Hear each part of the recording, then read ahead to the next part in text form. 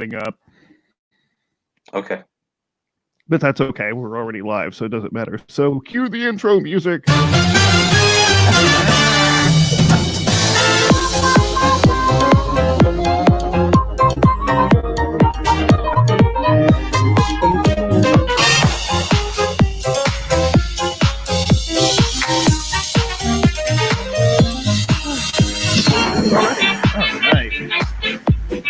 What do you guys think of this? I think you heard it a couple times. This is Mark Youngerman. Connect with him on LinkedIn if you haven't already.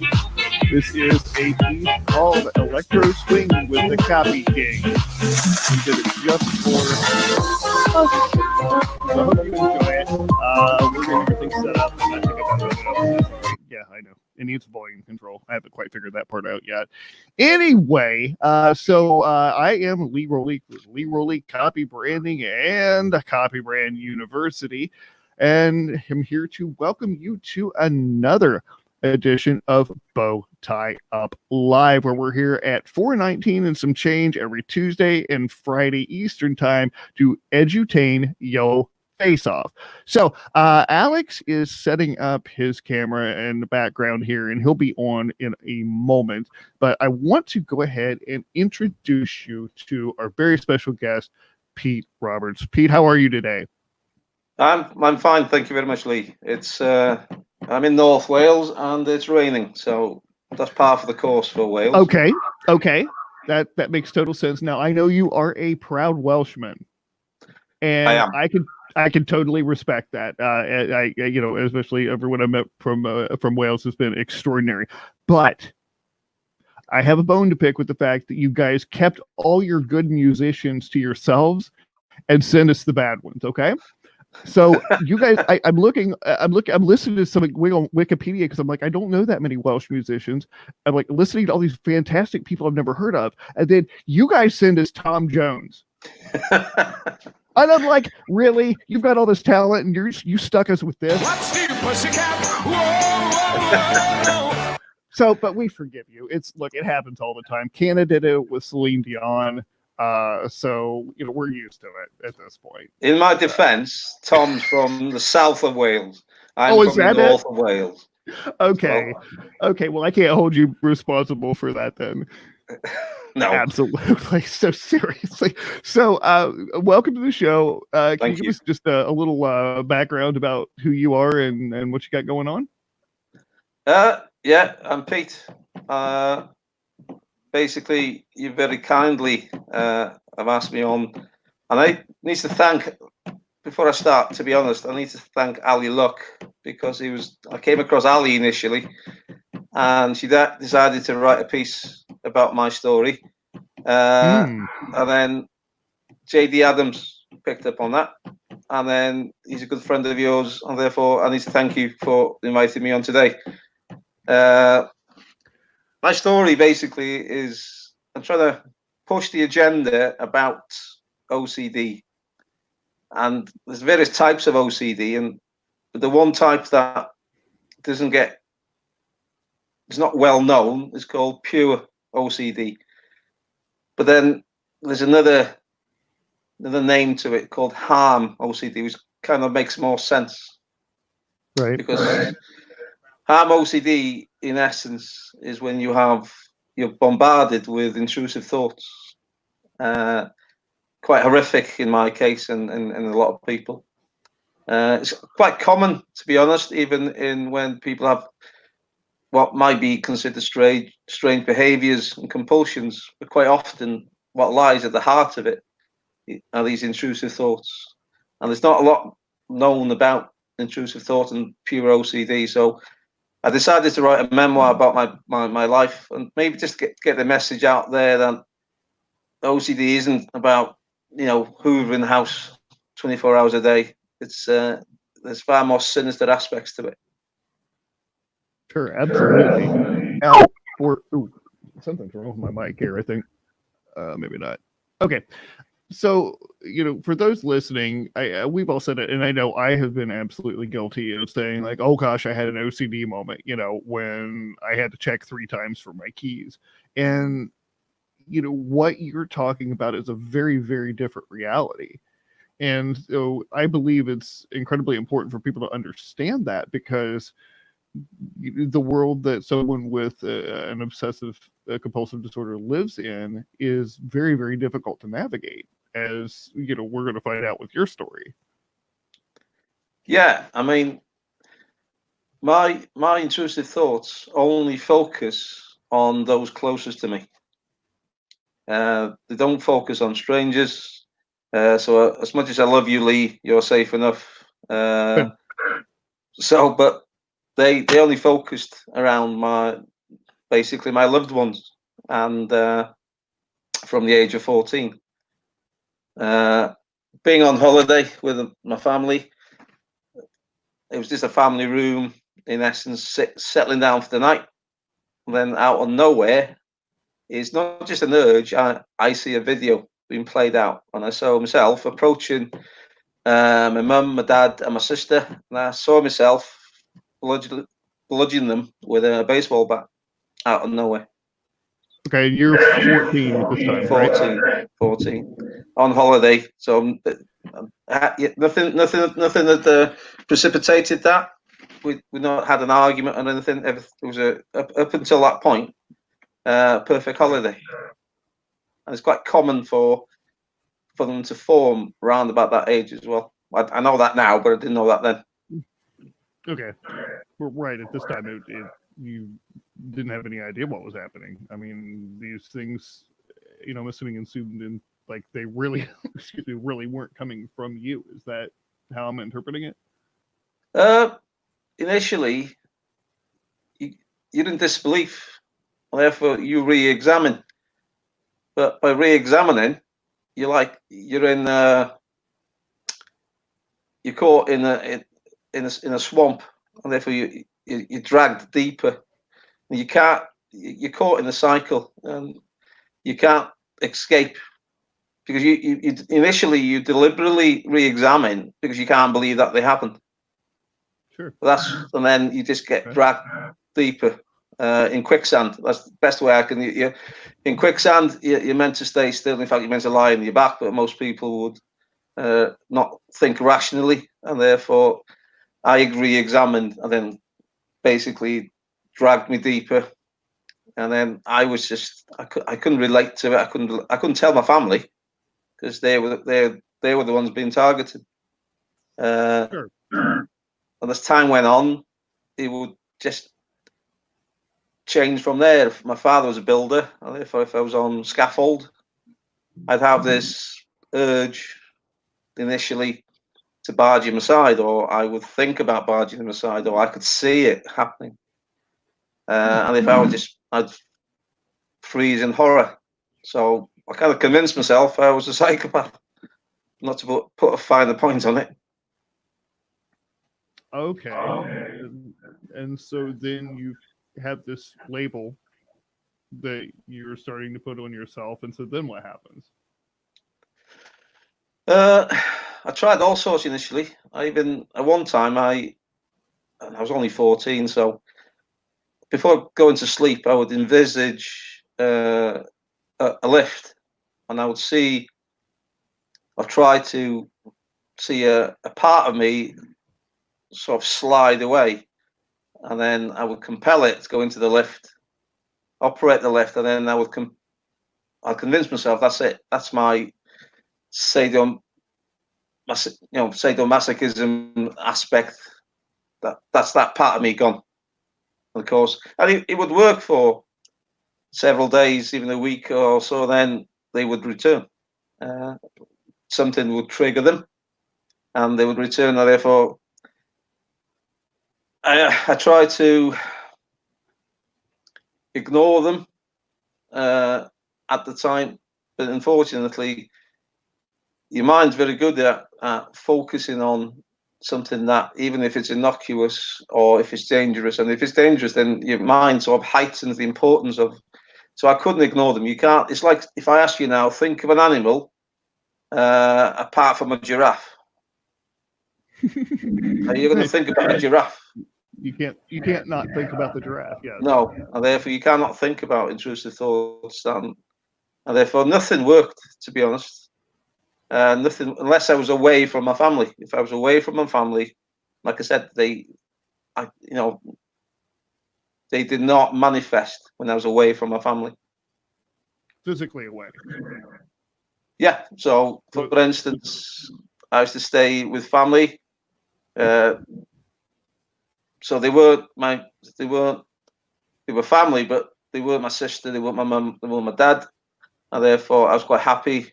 I went to the Royal Navy for a week when I was about 15, and for that whole week I had no intrusive thoughts. I was away from my family, and it kind of sowed the seed of how I could escape this. Because basically, as life went on, I thought I have to run away. I have to distance myself. So I tried to join the Navy, but they rejected me out of hand, even as a bottle washer. But thankfully, I'd done enough, and I'd seen enough. I'd done a college course, and I'd had issues at school as well. Therefore, affected my learning. But I passed the entrance test to the Royal Air Force, and that's what I did. I stayed for 23 years. You Hey guys, were in how's it the going? Royal Air Force for 23 years. Hi, Alex. Hi, Pete. Hey, Alex, what's going on, man? Oh, nothing much. Hi, Lee. Oh, nice. Just up, You're wrong looking- arm. All Hello. right. Did you remember to oil today? Oh, you couldn't see me scratching my head. Oh, that's hard to do. Oh no. Sorry guys, still some technical problems we're working out. I've been listening the whole time, and I have to say, Pete, I really have loved hearing your story, and I know that it's got to be such a struggle to live with that. But thank you so much for coming on and sharing it. Sorry I came in as a robot. I hope that doesn't distract from anything. I've just been playing with cool tech things. No, not at all. In No. fact, my favourite TV show was Lost in Space. You remind me of Robbie. Oh. Okay, I'm having far too much fun with this. I might have to turn it off now. Your robot looks drunk. My robot follows Have my you- movements, so as I Where are wiggle you? in, Are you in like just like a bottle of Jim Beam in one hand and a no? We're not. It's a bit early for that. it's never too early for that. Well, welcome to the show, Alex the Robot. We really appreciate you joining us today, and you're looking rather spiffy, I have to say. Thank you. Yeah. Are you on a exercise regimen? Are you wearing a robot Fitbit? I am actually permanently stuck like this. I cannot control my legs. Really? I know you wouldn't have guessed it, but yes. Okay. Wow, this is like some sort of like curse or something. It's just like Rhyme of the Ancient Mariner type shit going on here. It's like, you know, we're cursed to like walk forever as a robot who's apparently been drinking. Something like that, yeah. I'm so glad you're here, Alex. I haven't had a chance to make fun of you all day. I know, it's got to be getting taxing by now. Well, anyway, wait a minute. And then he blooped. Ah, The mothership came back. I hate it when that happens. I'm still here. Hola, amigos. Look. Hey, There you good. Well, you know what? We love your robot you, but we're glad the real you's here too. No replacement for the real me. I just had to show some of the No. cool stuff that I've been working on to make the show more fun and interactive, even though I cannot control my legs or my arms very well, but I am Mhm. slowly learning. I've also learned how to chipmunk music so that it's almost sounding like Alvin and the Chipmunks is playing it, and change my voice into a couple of different octaves and add a chorus behind it. So, Oh. lots of cool things that we can do. Yeah, there are. That's awesome. The first thing that I would like you to do, if you don't mind, is take over the conversation for a minute while I figure out what the hell's wrong with my mic. Absolutely. If anybody knows anything about audio or video problems, it's definitely me. As almost every single show, I have some of them. So, Pete, We I haven't always gotten... do. I'm going to go mute for a minute. Sounds good. I haven't got a chance to properly meet you yet, sir. Tell me about yourself. Who are you? What do you do? Who do you help? well, Pete, or Peter Glyn Roberts, that's my full name.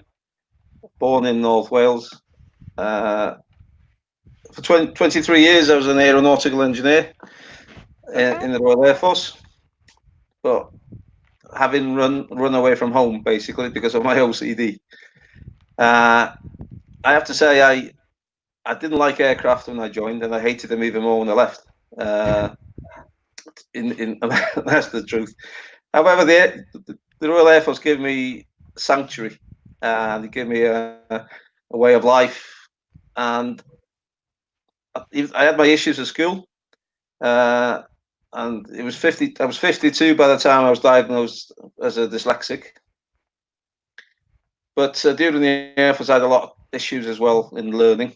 Because I can actually speed read. There's nothing wrong with my reading, but dyslexia affects my short-term memory and affects my self-esteem. But I managed to become a service instructor, and therefore I like teaching. I like helping others, and therefore when I left, I was lucky enough to become a lecturer in a technical college.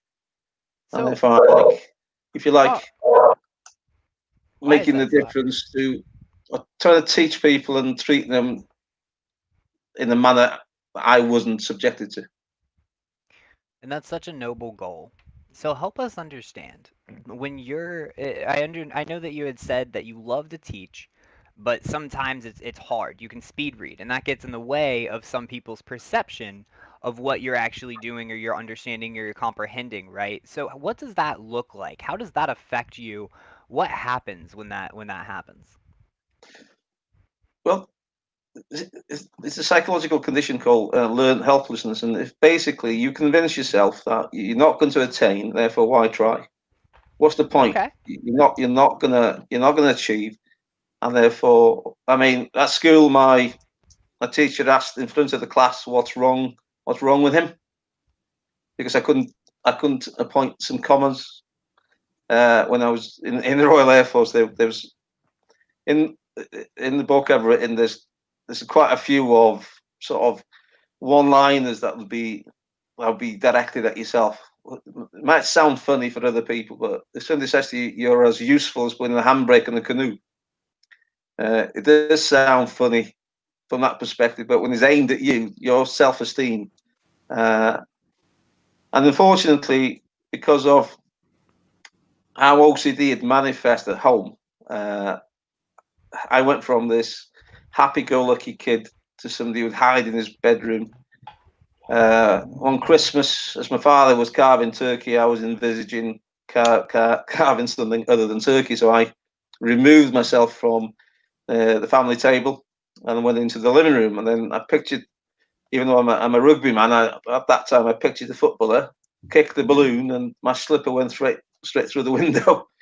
So So I'd Pete, spoiled I'd spoiled the family holiday in the summer, and I spoiled Christmas. And then I don't blame my mother. She's no longer with us, and she passed. And my father without knowing, because I've only just come come clean about how and why I sort of ran away.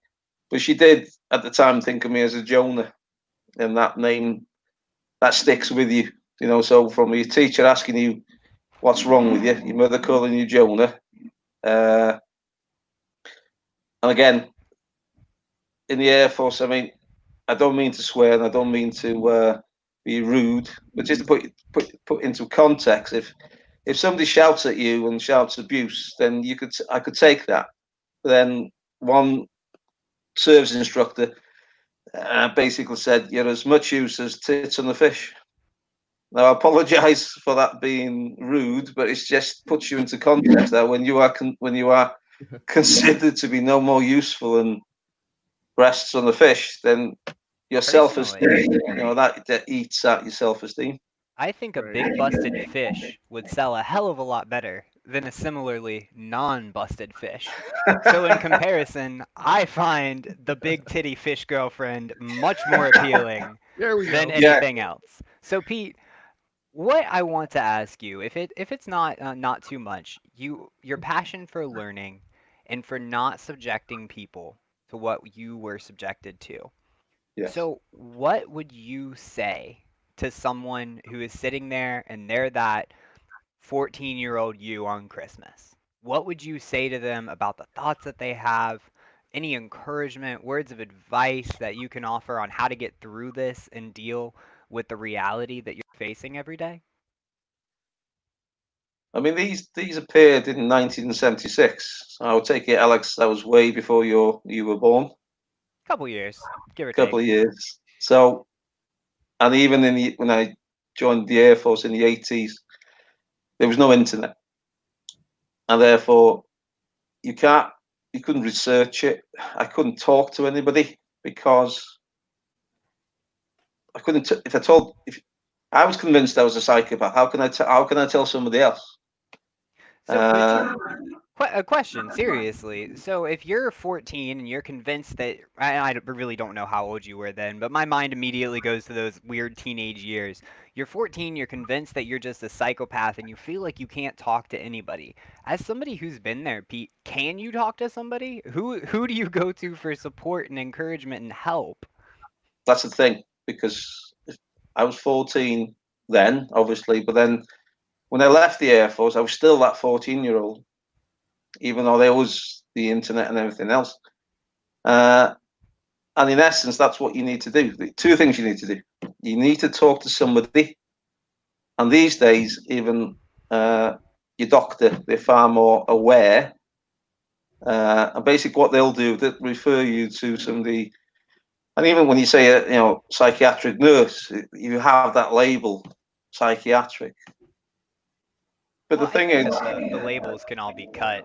That shit yeah, is just so old century. You can label anybody whatever you want. I can call you you a can. big-breasted fish, but what comes through my eye is a real nice looking fish. So fuck the labels, man. Exactly. And the other thing is what I did is the totally opposite of what you should do. So intrusive thoughts, they're a bit like a stranger in your mind. So if you just re-examine them and then try to ignore them, they'll stay all night. However, if you face them down and you challenge your fears, they disappear. Now How do you do that?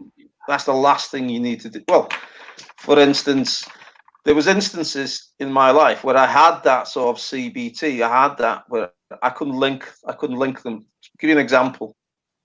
Uh, when once I'd left the Air Force, I had nowhere to go because I lived apart from my family for a great number of years. I'd come back on the weekends. I could store up all these sort of thoughts. I could ignore them to a point. I knew when I came back to the military, they'd be gone. But then one day, I had to talk to the wife because we went to Portugal. We went to Portugal and we were on a high. The apartment I think it was on the 20th floor.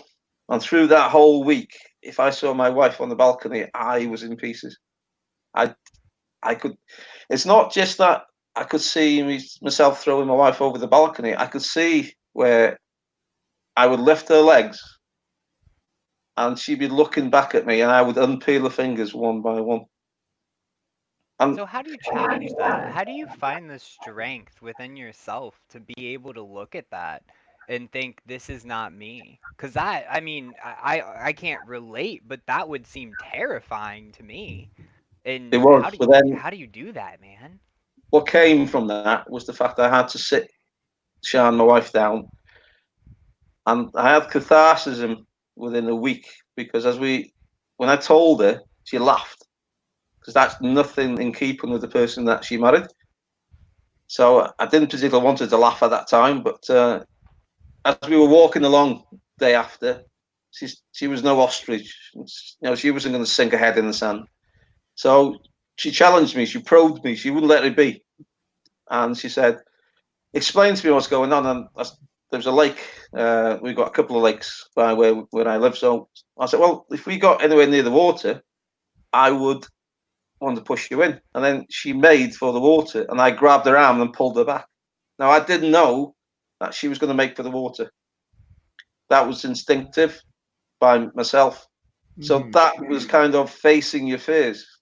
But until you understand intrusive thought, it's a bit like saying, put your hand in the fire and you'll feel better. But that's what you need to do. Not put your hand in the fire, but you face your fears. And that's what CBT does. I use mindfulness, by the way, in as much as that. and I focus on sound. I can't focus on breathing because I'm in control of the breathing, and I'll just stop. Or I just listen to sound, whether I take the dog for a walk, and that helps, if you like, tune out of stuff. But if I can't tune out of stuff, I just face them, and I know I won't do them. And then by the time I got to talk to a clinical psychologist, of all people, he quoted Harry Potter. Really? Harry Potter, I think. And he quoted The Prisoner of Azkaban, whereby Harry is he's been haunted by these dementor sort of ghost-like apparitions.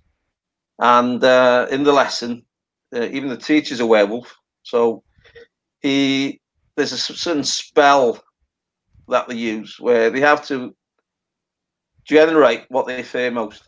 So the teacher, he obviously he didn't want to see the moon because he's a werewolf.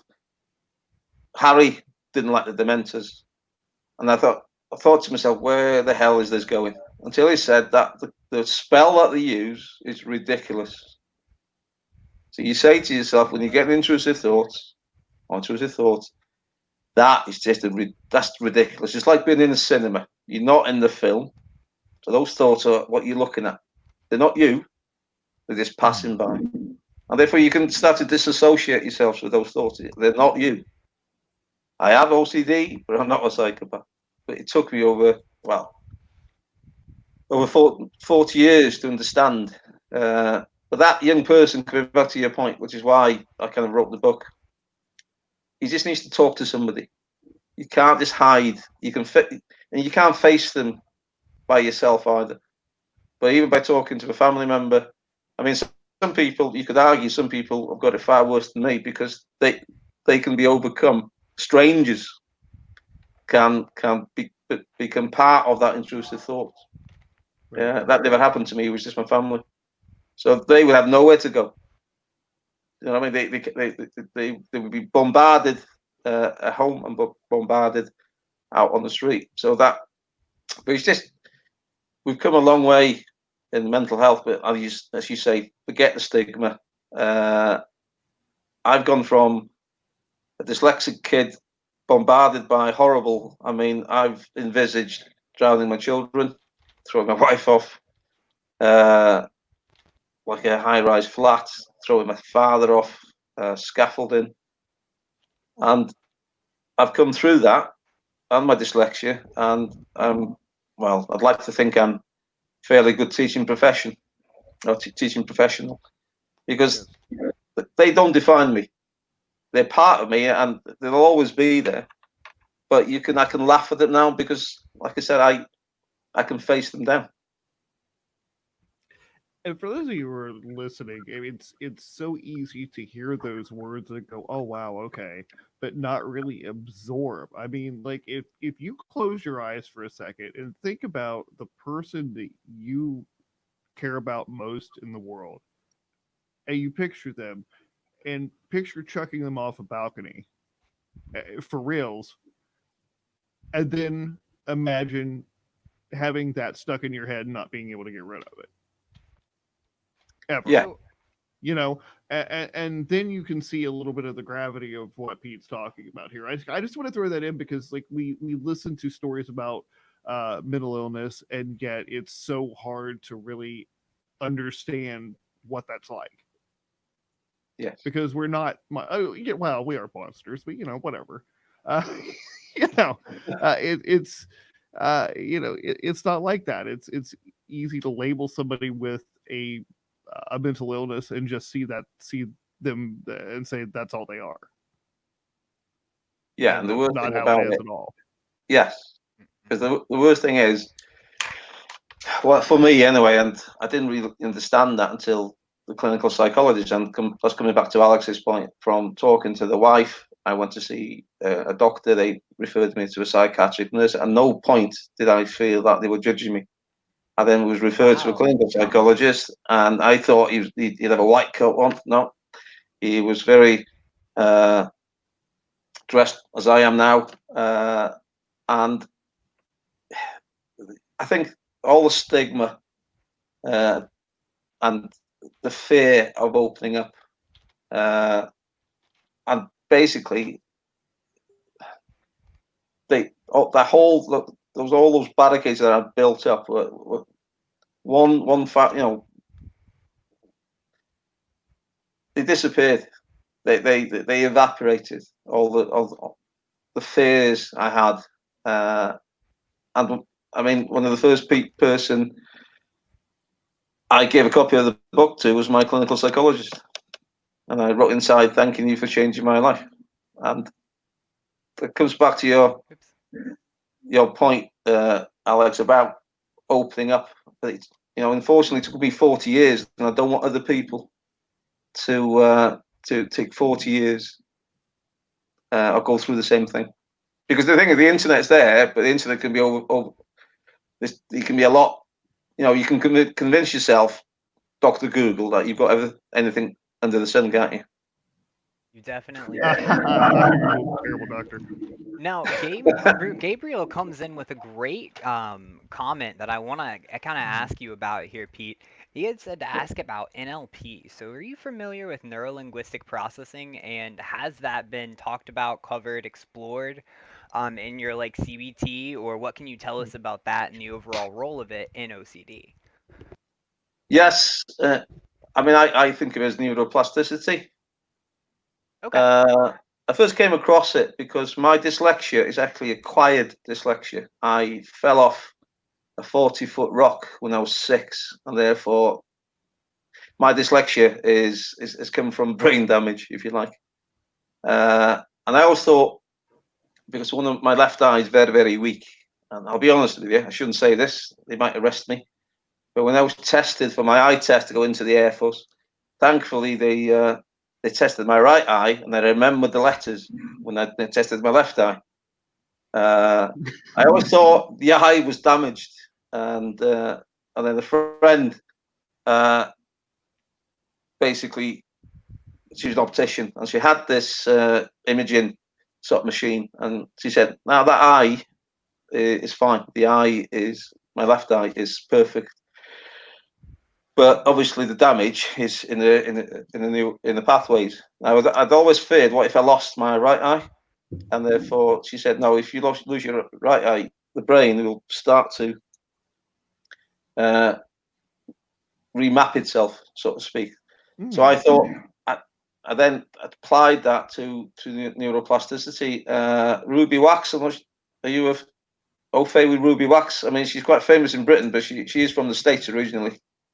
She wrote a book called Sane New World, and she had depression, and she used mindfulness to counter it. And I looked at what she meant by neuroplasticity. So thank you for the question. I hope to do. I'm completing a master's in dyslexia at the minute, and I hope to do another master's in mindfulness CBT. So hopefully I can understand a little bit more about neuroplasticity. Awesome. Gabriel also brought this up. I was familiar with shadow work, so I'm not sure if that's something you're familiar with. No, but it sounds very interesting. I'd like to know more. Yeah, Gabriel, I know that it's a term that I've heard before, and I should be able to talk intelligently about it. But if you can just give us a couple lines of what it is, and we can go ahead and discuss that a little bit, because my mind's just blanking right now. Imagine that, right? Hey, Alex, you all right, better? I am, yes. I'm trying. Or not. Okay, whatever. He's run that while again. We're just children with toys here, Pete. We're just putting on this thing, and things go wrong. Mics go down, cameras melt, robots get drunk. There's just all kinds of weird stuff that goes on here. So, okay, so let's talk about your time after writing this book and how that's changed everything for you. Yes, changed it in a lot of ways, strange ways, to be honest, as well. Being a teaching professional, I wasn't sure how my peers my students, my management would how they would feel. Plus, to be honest, I talked to a journalist, maybe more fool me, and they decided to put on a local newspaper. But they dropped the OCD, and I was headline news of teacher has often thought about killing his family. Now, if they put OCD on there, and I mean the story inside had OCD, which is fair enough, you know what I mean? But they hadn't told me I'd been in print. I knew I'd been on the online version, so I just went to a shop on a Monday morning, get a sandwich and a drink, and there I am, headline news. Oh, The thing is, the shop was full of people, but by the time I got to the till, I was by myself. So they probably thought that they also thought I was a psychopath as well. wow. I can But imagine. coming back to the college, my principal asked for an audience, and I was a bit worried. But the first thing he did was hug me, and after we chatted, the last thing he did after I left was hug me. So that just shows you, coming back to Alex's point before about opening up. I've had now students approach me because they have faith. I think that I will understand, even if my sort of condition might be different to theirs. But because I put my name to print, I've come out, if you like, about thinking I was a psychopath, but obviously realizing that I was not. So that's changed. I now champion mental health if I can, at any sort of juncture. But it's cathartic. I've had some issues with memory, and I keep hearing whistling sounds, and I sort of went to see. I think I've got PTSD in as much as that. When I was, one of the things that makes my intrusive thoughts really horrible is that they're worse at Christmas. They're worse at Christmas than any other time of year. There's more carnage to be had. You know, Christmas is a time for families, and I'd have my own little greeting card. You know, behold, 2 weeks of endless intrusive thoughts. So I used to hate Christmas, but I can having faced my fears and know what they are. I can enjoy that period. So there's it has been cathartic. It has been cathartic. I'm glad I did it, although it's been a bit of a rocky road.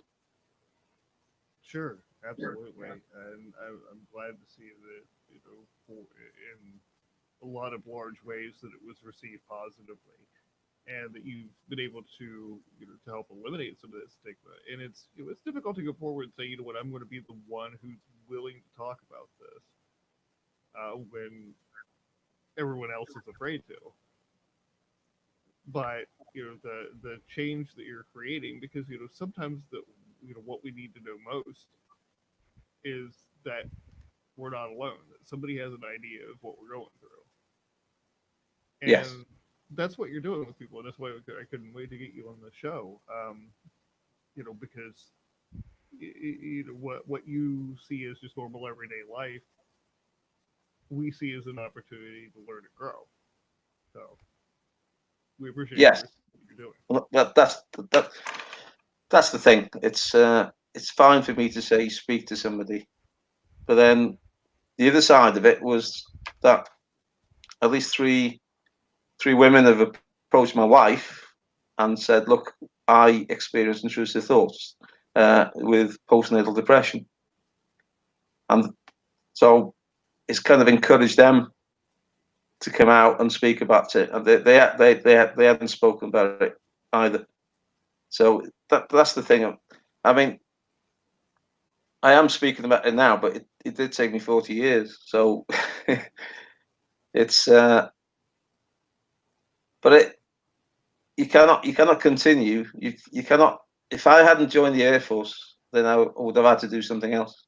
And then halfway, when my wife and I did live together, in certain periods over those 23 years. So during those times, I had a backup plan, and my backup plan was suicide. But in fairness, people are driven to suicide because, and they haven't they see no other way out. And I don't. In fairness, I don't want to jump on that sort of bandwagon. Mine was a backup. If basically after a horrendous sort of intrusive thoughts, because you have to remember that I see me harming a member of my family, and I see them looking back and seeing who's harming them. So it's a film or a video that plays out. It's not just because everybody intrusive thoughts is a natural phenomenon. We all lose it when we drive in and so forth. But it's with me, it plays out, and therefore it's difficult when you're trying to convince other people. The best thing you need to do is talk to somebody, and the last thing you want to do is face them. But that's the one thing you need to do. You need to find a way, find your own way, or talk to somebody. And they won't put you into a straitjacket. You're not a psychopath.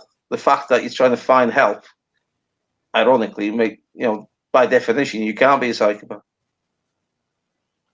And again, the fact that exists, that those are those resources, that it's not a dead end, is because of conversations like you and I are having right now. Yeah, I guess it is. There's other aspects of OCD. Oh, the robot's back. Yes, me and the robot.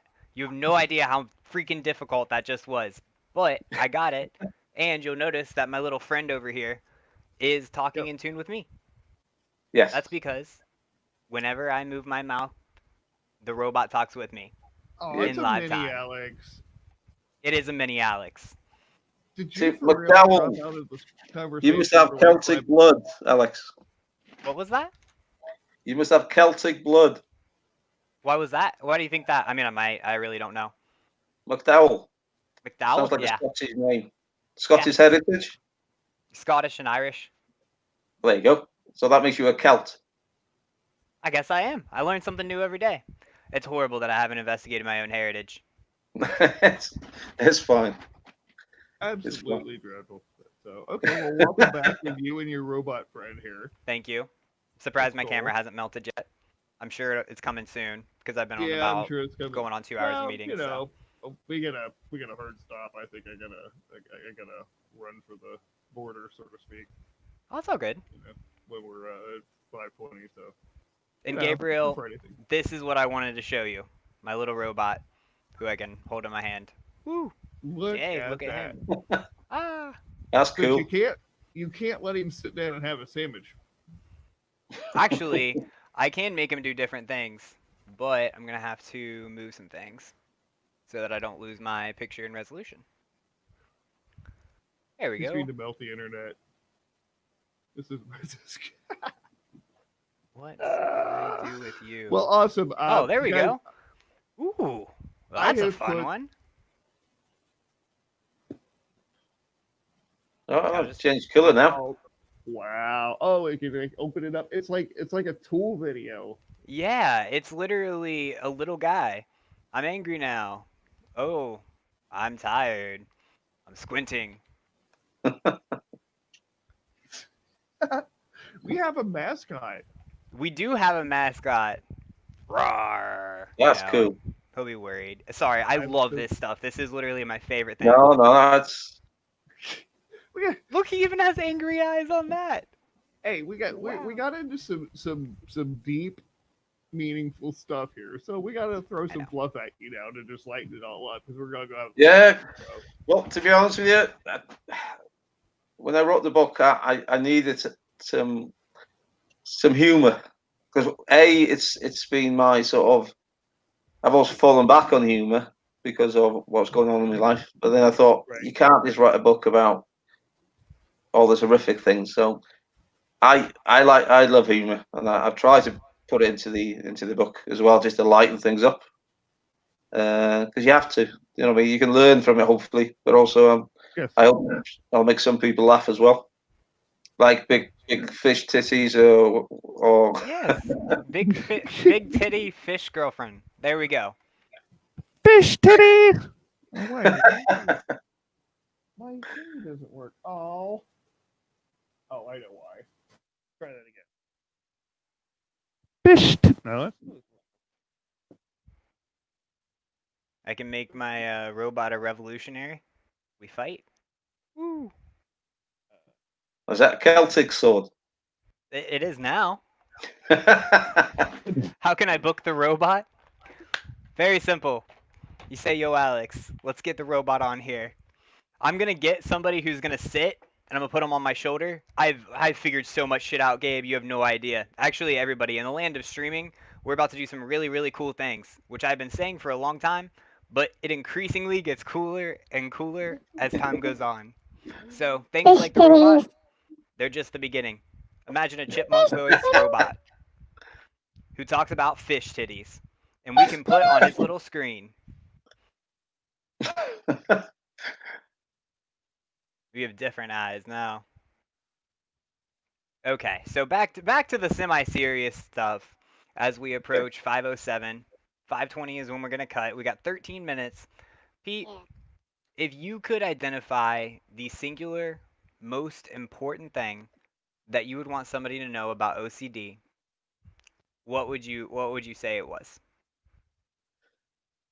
That I can only talk about myself, but ironically, it's now a superpower in the kitchen. The kitchen's got all sorts of implements. I mean, when I was young, a boiling kettle, it was horrific. But now, because I see danger before other people, saucepans, for instance, I always put them to the back of the cooker. Less chance of anybody grabbing it and then being scolded. So I see danger. So I don't see dead people, unlike the film, but I see danger. And if I know I counter that. So it's ironic.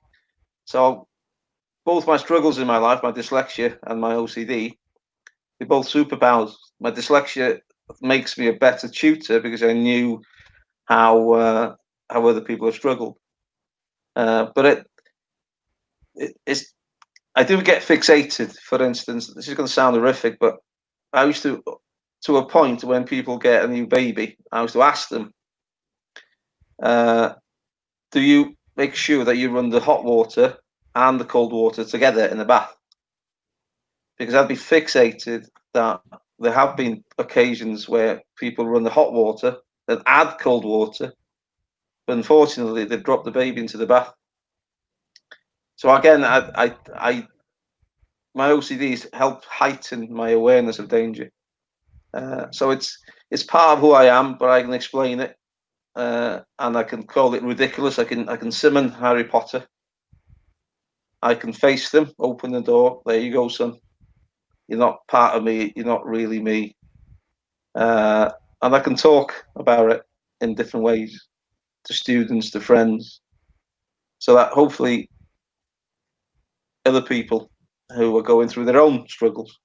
Lee, you mentioned bipolar. I mean, some of the struggles involved with depression. It's yet another condition that's slightly getting more attention, positive attention now. But for years, people said, "Oh, just get hold of yourself. There is no such thing as depression." So I just hope to push OCD and the association of intrusive thought. But even people who I think I was lucky. I found a way out. You could argue running away isn't an option, and it shouldn't be an option.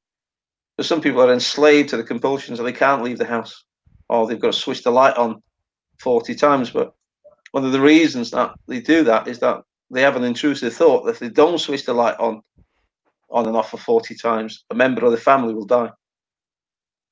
So it's just a complex and misunderstood, and we just need to talk about it, understand, and listen. I think you need to listen to the person, because if you don't listen to the person, then you will not learn.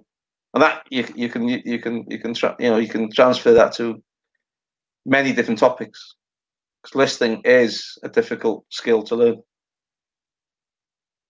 It is.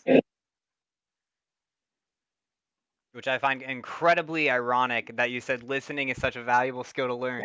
And I was paying attention to the little robot.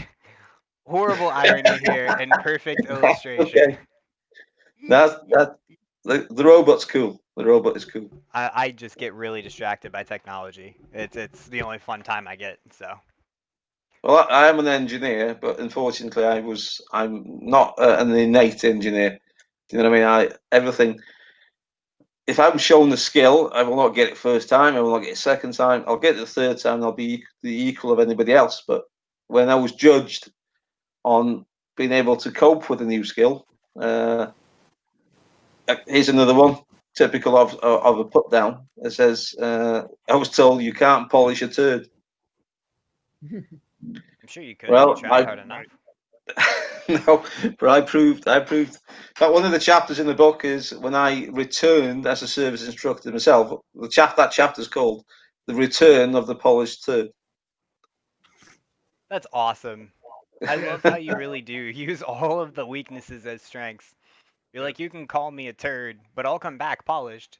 And then you Yes, eat your words. exactly. For your turns. It's polishing turds. But it's important. Yeah, it's important because it's somebody's self-esteem. You know what I mean? And if you've got a lack of self-esteem, even yourself, you know that in essence the definition is that you can't succeed and you don't try. You don't try. I So mean, what's your new mentality now to combat that? well, I naturally trying to help. I mean, I did the masters in dyslexia, in as much as that to understand dyslexia. But then that's like understanding people, understanding where the psyche is, because I left school with no real qualifications, and yet I've finished off with 3 degrees. So, but if the people who told me I wouldn't amount to anything, I wouldn't particularly want to rub the degrees in their face. I would like to transport them back and show them where they went wrong. What I'm just because everybody has a spiky profile. So if you're dyslexic, if you're dyspraxic, if you're autistic, basically somebody that is I hate the word normal, because I'm not normal, but then in other ways I am. So if you look at a person's ability and you would chart their ability and in columns, the columns would be fairly even. However, when you have an underlying issue, there'll be a sharp decline in one of those columns. And that in itself is an indication of a spiky profile. And that's what a teacher needs to look for.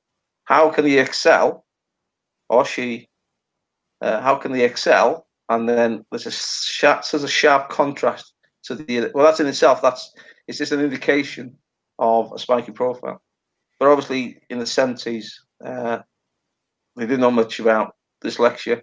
But even now, my dissertation is about misconceptions of dyslexia, because it's misunderstood. Do you know what I mean? People think that if you reverse letters, well, most children up to 7 years old will reverse letters. That's not an indication. Dyslexia can affect maths, for instance. You've got dyscalculia, which is a separate condition, but patterning of letters is the same as patterning of numbers. And in essence, it's just making sure that everybody gets a shot. You know what I mean? Everybody has a chance in life. And just I enjoy teaching, because I know it's going to sound like an awful cliche, but I enjoy making a difference. And if you can make a difference, then when your time's up in your life, and you can look back and you say, look, I made the difference. then I think you can pat yourself on the back. Yeah, I don't think that's cliche at all. That's what we're all here to do, really. Absolutely.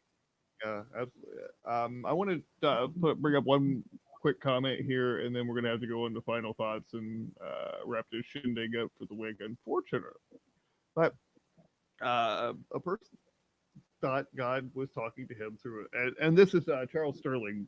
I don't know why it never brings up your name, Charles. Gosh, I guess I don't know. Maybe if you did something to StreamYard and you just don't know it yet. I don't know. But anyway, so thought God was talking to him through a light socket. Instead of trying to convince him he was crazy, Richard rigged up a light socket with a speaker so he could talk to this man. And then he said, "This is God. I won't be speaking to you this way any longer. Just help get over the issue."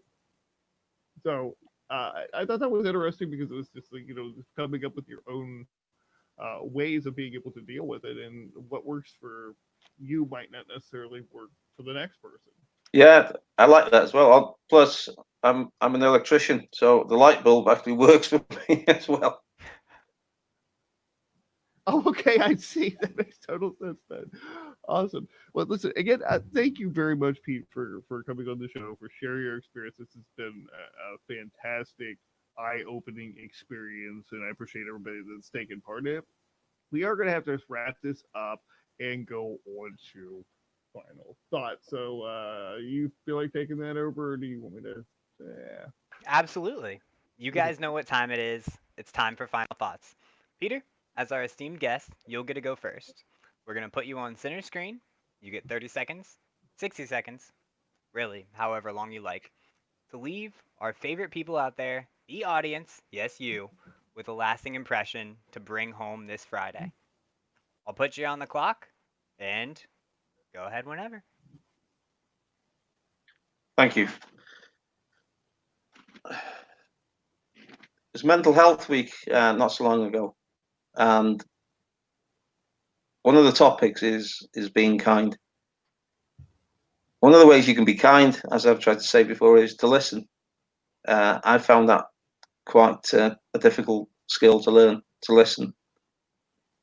But if you can listen to some of these issues, problems, then that, again, that will be cathartic for that person. I am not a psychopath, but I did think about harming my family. But I've learned that they are just ridiculous. They're the ridiculous thoughts, notions. They're not me. But then they've helped me. They've helped me. I see danger before anybody else, and therefore I can negate what's going around. But I don't start quoting lines like a sycophant or anything. But one of my favourite of all the people that I've researched is American Carl Rogers, and his line, or one of his favourite quotes for me, is that if he or she is understood, then he or she belongs. And that's what you can do for somebody. Help them to open up, help them to talk, help them help themselves. Thank you for listening. And thank you so much for being with us today, Pete, and for sharing your story.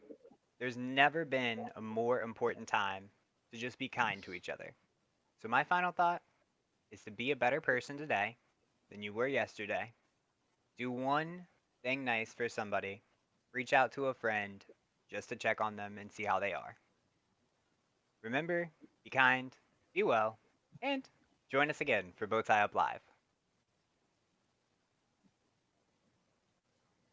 Fantastic. So I wanted to defer my final thought, at least in part, to this gem. And this is Charles again. My version of Tolstoy's quote in Anna Karenina: "All people are normal. Each normal person is abnormal in their own way." Good grief. I love it. What a great way to end a week. And thank you so much for sharing that, because he says that was my final thought. And you know what? I'll go ahead and make that my final thought too. So let's go ahead and wrap this up. And there we go. You can take me off the screen now. Whoop, whoop. Thank you so very much for much. joining us, everybody. We'll see you next time Awesome. on BowtieUP Thank Live. you very much Tune in Tuesday at 4:19 and some change for the another Bowtie Up Bowtie Up Live. Live.